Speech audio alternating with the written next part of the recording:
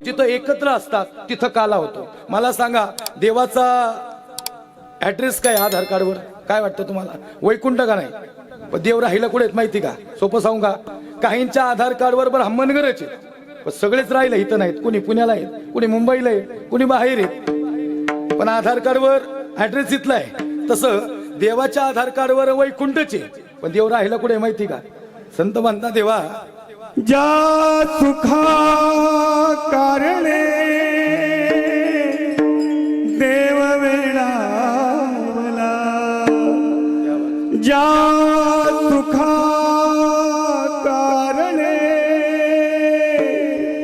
देव वेळावला, वैकुंठ सोडून संत सजले राहिला.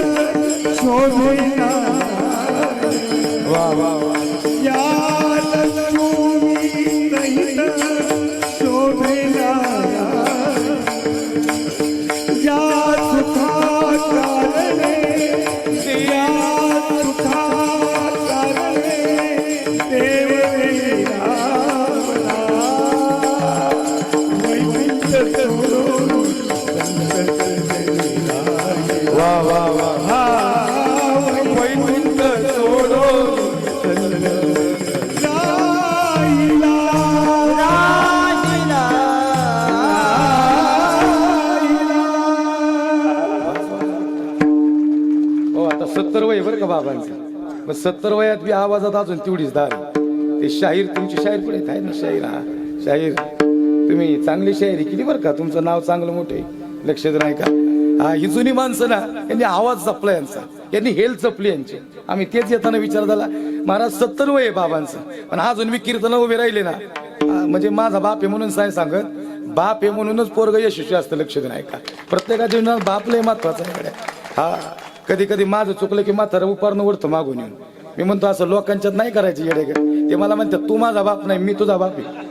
असा पाहिजे बाप, हा तरच पुढं काढतात महाराज. त्यांची इच्छा होती फार की माझा मुलगा कीर्तन करावा. आज मी कीर्तन करतोय, अखंड महाराष्ट्रावर जातोय. आम्हाला माहिती आहे, म्हणजे मोठापणा नाही सांगायला आलो. झी टॉकीज असेल या अनेक स्टेजवर या ठिकाणी महाराज आता वेळ पुरत नाही, म्हणजे इथपर्यंत आलो.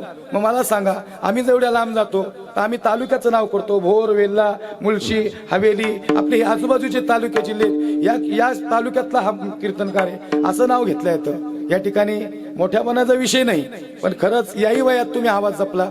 या वयापर्यंत आम्ही जाईल का नाही याची शाश्वती नाही कळ का तुम्हाला? तुम्हाला काय वाटतं? तुम्हाला खरं सांगू का गड्या, हेल्थ महत्वाचे. मी नेहमी सांगतो कीर्तनात, माणसाने ना आता अर्ली रिटायरमेंट झालं पाहिजे नाही. अर्ली रिटायर म्हणजे लवकर रिटायर झालं पाहिजे नाही. मी तरुणांना सांगन 60 वर्षापर्यंत काम नाही करायचं. ते नाही का तुम्ही मागाशी म्हणले, आमचे बाबा म्हणले लईच पळते पोरग, तुम्ही म्हणले पळू दे जरा, त्याला पळलं पाहिजे. आता नाही पळणार तर ती 13, 14, 15 वर्ष लय महत्वाचे असतात, तेव्हा कामच केलं पाहिजे नाही. आणि जुन्या लोकांना सांगतोय 60 वर्ष, कोण म्हणलं तुम्हाला? ग्रंथात लिहिलंय का 60 वर्षात रिटायर व्हायचं? अरे यारवाळी शांत व्हा. काय वाटतं तुम्हाला एवढं की कमवले कुणासाठी? मग मी एक आजोबा बघितले, दुःखांकित बसले होते. म्हणलं काय झालं आजोबा? म्हणले काय नाही महाराज, लई टेन्शन आलं. म्हणलं काय झालं? टेन्शन काय झालं? म्हणले काय नाही, 1-1 रुपया जीवाला खाल्ला नाही. म्हणले जे सगळं कमवलं ते पोरासाठी कमवलं. आणि एवढंच नाही, दोथराला गाठी बांधून दोत्र घातली आणि पोरांनी सगळे सातबारे मोकळे केले. नाही लक्षात आलं का तुमच्या? आणि जे आई बापांनी कमवलंय ते तर जपून ठेवायचंच, परत अजून वाढ कसं हा विचार करायचा. मग ते संस्कार असू किंवा ती संपत्ती. सांगायचं तात्पर्य सजन हो, या गोष्टी आमच्यासाठी लय महत्वाच्या आहेत. या कीर्तनातून नेमकं परिवर्तन काय? या कीर्तनातून परिवर्तन असं आहे, या ठिकाणी निर्व्यसनी मुलं व्हावीत, खऱ्या अर्थानं चांगल्या मार्गाला लावीत. हा सप्ताह कशासाठी आहे? सन्मार्गाला लागण्यासाठी सप्ताह आहे. हे सांगायचं तात्पर्य सजन आहो. म्हणून आमच्या जुन्या लोकांना सांगन, ठाईची वैसोनी करा एकचित्त. आता लय टेन्शन घ्यायचं नाही, नाही तर लय टेन्शन घेता हो तुम्ही. लय म्हणजे लय महिला मंडळ तर लय. आमची आई बी तशीच बसते, ती गॅसची शिगडी चालू राहिली असेल, गॅसचंच बटन बंद. अरे बास बाबा आई, आता शांत हो, करू दे ना यांना संसार. मला काय सांगायचे, तुम्ही जुन्या लोकांना सांगतो, तुम्ही शांत व्हा गड्या. कधी कुणाचा शेवट येईल काही सांगता येत नाही. आया सो जाएगा राजा रंक फकीर, आणि कोई सिंहासन चढ गया कोई बांध गया जिंजीर. महाराज प्रमाण नको इथं जर अवतारच राहिले नाहीत, म्हणजे अवतावाली राहणार आहेत का? येरते पामर जीव किती, येथे नाही उर आले अवतार. आपल्याला सगळ्यांनाच जावं लागणार आहे. लय जन्माचं दुःख भयानक आहे, वाटतं तेवढं सोपं नाही. तुम्ही जा बरं स्मशानभूमीत, वाक्य लिहिले, मंजिल तो तेरी यही थी लेकिन वक्त गुजर गया आते आते. ए बंदे, अरे क्या मिला तुझे इस दुनिया से, अपनों ने ही जला दिया जाते जाते. मरून बघा, अहो जाळणारी आपली जेत जवळची. अरे दादा, कवटी फुटस्तवर बी लोक थांबत नाहीत. आता फुटले असं म्हणले कवटी, अरे पण त्याने आयुष्य घाला ना तुझ्यासाठी. जे जगला तो तुझ्यासाठीच जगला तो. आणि अजून दुःख सांगा, लोक म्हणतात बॉडी कुडवर आली. अरे बॉडी कशी काय कुडवर आली? नाव आहे ना त्याचं, नाव राहिलं पाहिजे बरं का. आता किती जरी वर्ष झाली ना, तरी या सप्त्याचं नाव अविरक्तपणे राहणार. लक्ष नाही का, किती बी वर्ष होऊ द्या, 125 वर्ष ब्राह्मण घरचा नादच करायचा नाही. अख्ख्या पंचकृषीत नाव झालं महाराज. हे युट्यूबला पूर्ण महाराष्ट्रभर, अनेक राज्यामध्ये या ठिकाणी आपलं हे पेर सांगायचं तात्पर्य महाराज, असं काहीतरी वेगळं करायचं. Do different from others. 125 वर्ष ठरवलं सगळ्यांनी, एक नंबरच करण्यात. एकजूट झाली, एकमूठ झाली, एकी झाली, आणि कार्यक्रम अतिशय सुंदर संपन्न झाला. काय ऐश्वर आहे इथं महाराज. मला सांगा, एवढी लोक कीर्तनाला, मी आलोय ना ब्राह्मणगरला आधी कीर्तनाला. आता कस काय समाज वाढला? समाज वाढतो, लक्षात घ्या गड्या. करायचे तर मग 8 दिवस आहेत वर्षातले, केलेच पाहिजे थाटामाटात. धर्माचं काम आहे, धर्माचे पालन करणे पाखंड खंडन, हेच आम्हा करणे काम, आणि बीज वाढ व्हावे नाम. खऱ्या अर्थानं अखंड हरिनाम सप्ताह हे कार्यक्रम फार होणं गरजेचं आहे. आणि म्हणून सांगायचं तात्पर्य, मी काय जन्म मरणाचं म्हणजे काय वर्ष श्राद्धाचं कीर्तन नाही करायला आलो.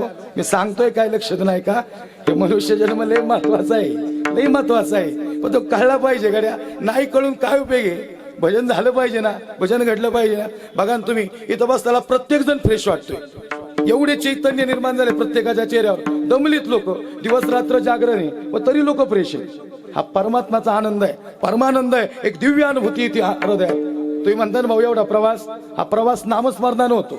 कधी गाडीत बसावं, 500 किलोमीटरचं अंतर कसं कट जातं काहीच कळत नाही. महाराज भगवंताच्या वाटेवर आयुष्यात काहीच कमी पडत नाही, काहीच कमी पडत नाही. तुम्हाला खरं सांगू का, इथं निस्वार्थ प्रेम आणि भाव पाहिजे फक्त. आणि इकडे जर लबाडी केली ती लगेच चिडचिड होतो माणूस. नाही कळत, हे जड जाते का तुम्हाला? सांगायचं तात्पर्य काय की खऱ्या अर्थानं जगद्गुरु तुकोबार आहे महाराज. तुम्ही बाबा प्रमाण दिलं, त्या प्रमाणे येणार आहे मी. कीर्तनकार जर लाईन दुरी सोडून गेला आणि परत जर लाईनवर आला नाही, तर ते परत काय ब्राह्मणगरवाले त्याला बोलवित नाही. हुशार आहे ती बसलेली माणसं. कीर्तनकार ओळून फिरली 125 वर्ष म्हणजे काय थोडं आहे का? ज्या सुखाकारणे देव वेडावला, आणि वैकुंठ सोडून संत सदनी राहिला. वैकुंठात काला नाही हे कळलं, पण वैकुंठात काला का नाही याच्यासाठी हे प्रमाण. धन्य धन्य वैष्णव सदन, जेथे लक्ष्मी सहित शोभे नारायण. म्हणजे देवाचा ऍड्रेस वैकुंठ आहे, आणि देवाचा मुक्काम कुठे? मृत्यू लोकात आहे, वैष्णवांच्या सदनात आहे. संत म्हणतात देवा, अरे काला कुणाच्याच होतो? देव म्हणतात माझ्यात आणि तुझ्याच, संतांच्यात आणि देवाच्यात. मग देवा, तुझं घर तुला आवडलं नाही, तो आमच्या घरी आला, आणि मी कस काय वैकुंठात थांबन? वैकुंठी तो ऐसे नाही कवळ काही काल्याचे. जर वैकुंठातच देव नाही तो वैकुंठात काला कसा असेल? सोपं सांगू का? समजा पाहुणा घरी आला, आणि पाहुणा घरी आला, आणि पाहुण्याला आपण म्हणले, पाहुणे एक काम करा, तुम्ही आत झोपा आणि आम्ही बाहेर झोपतो. पाहुणा म्हणून काहीतरी गडबड आहे मालक. मालक, अहो मालक नाही, मालक म्हणले पाहुणे ऐका जरा, हात जोडतो, तुम्ही आत झोपा आणि आम्ही बाहेर झोपतो. पाहुणा म्हणला, मालक खरं सांगा, खोटं बोल नका. मालक म्हणला, खरं सांगा पाहुणं, घरात डेखणं लय झाल्यात म्हणले, आणि ते मच्छरदानीला बी आवरणात. त्यामुळे म्हणले लय मोठे मोठे डाराशी मोठे मोठे पैलवान त्यांनी चितपट केले म्हणले. मग म्हणले पाहुणा लय हुशार. पाहुणा म्हणला, मालक घर कुणाचं आहे? मालक म्हणला, घर माझं आहे. मग मालक, आता जिथं तुम्ही तिथं आम्ही. नाही कळलं का तुम्हाला? मालक, आता जिथं तुम्ही तिथं आम्ही. त्याचे संत म्हणतात देवा, हा नावडे वैकुंठ शेषाचे शयन, वैष्णव सदन आवडले, वैकुंठासी आम्हा नको धाडू हरी. वासदे पंढरी सर्व काळ. आम्हाला वैकुंठाला नाही जायचं का? तो वैकुंठी तो वैसे नाही कवळ काही काल्याचे. मग महाराज हा मिळालेला काला एकटेच खाणार का इतरांना देणार? एकमेका देवमुखी सुखे घालो उंबरी. आम्ही एकटे नाही खाणार, आम्ही एकमेकांना काला देणार आणि एकमेकांना देतात. एकदा देवाचं आणि या ठिकाणी नानमांचं फार मोठं युद्ध झालं, फार मोठं. कोण श्रेष्ठ, देव श्रेष्ठ का दानव श्रेष्ठ? कोण श्रेष्ठ? एकमेका देवमुखी सुखे घालो हुंबरी. देव म्हणले आम्ही श्रेष्ठ, दानव म्हणले आम्ही श्रेष्ठ. भगवान परमात्म्याने मध्यस्थी केली. भगवंताने सांगितलं तुमच्यात कोण श्रेष्ठ हे मी सांगणार म्हणले. पंक्ती बसवा जेवणाच्या, म्हणजे आता नाही थांबा की बसतान. हा पंक्ती बसवा म्हणले जेवणाच्या. बसला 63चा आकडा. इकडे हे बसते, इकडे हे बसते. आता कसे कसे बसले? पहिले दानव जेवायला बसले आणि हे राक्षस सगळे जेवायला बसते. जे जेवायला सुरू केलं, पण नियम असा आहे 10 मिनिटात जेवायचं. हाताला काटक्या बांधल्या अशा, हात वाकवायचा नाही, डायरेक्ट थेट असा घासायला पाहिजे. आता पंक्तीत नका करू असा प्रयत्न, सांगते जाणार नाही जेवण. 10 मिनिट टाइम स्टार्ट नाव म्हणले. सगळे दानवांनी सपाटा सुरू केला. देव म्हणले 8 मिनिटं झालं उरका, 2च मिनिटं राहिली. आणि झाली 10 मिनिटं नाही जेवता आलं. कुणाचं भाताचं शीतच नाकात जाते, कुणी आशीच करते. झाला अवघड म्हणले. उठा दानव, तुमचं काम नाही म्हणले. तेव्हा तुम्ही बसा. देव येते, बुद्धिमान आहेत, युक्तिमान आहेत. त्यांच्या बी हाताला काठ्या बांधल्या. पण ते कसे बसले? 63 आकड्यावर बसते. समोर एक बसते आणि इकडे एक बसते. तेव्हापासून ती पंगत तशी. लक्ष दे नाही का? आणि मग काय केलं? ह्यानी जिलबीचा घास त्याच्या तोंडात घातला आणि त्यांनी भाताचा घास त्याच्या तोंडात घातला. एकमेका देवमुखी सुखे घालो उंबरी. संत स्वतःचं ज्ञान स्वतःकडे नाही ठेवत, ते परस्परांमध्ये देतात. असा त्याचा बोध आहे. जे आपल्याकडे आहे ते इतरांना दिलं पाहिजे नाही. एकमेका देवमुखी सुखे घालो हुंबरी. वैकुंठितो ऐसे नाही कवळ काही काल्याचे. तुका म्हणे वाळवंट बरवे नीट उत्तम. वाळवंट हे काल्या करण्यासाठी बरोबर आहे, नीट आहे, उत्तम आहे. म्हणून वैकुंठितो ऐसे नाही कवळ काही काल्याचे. विठोबा रखुमाई.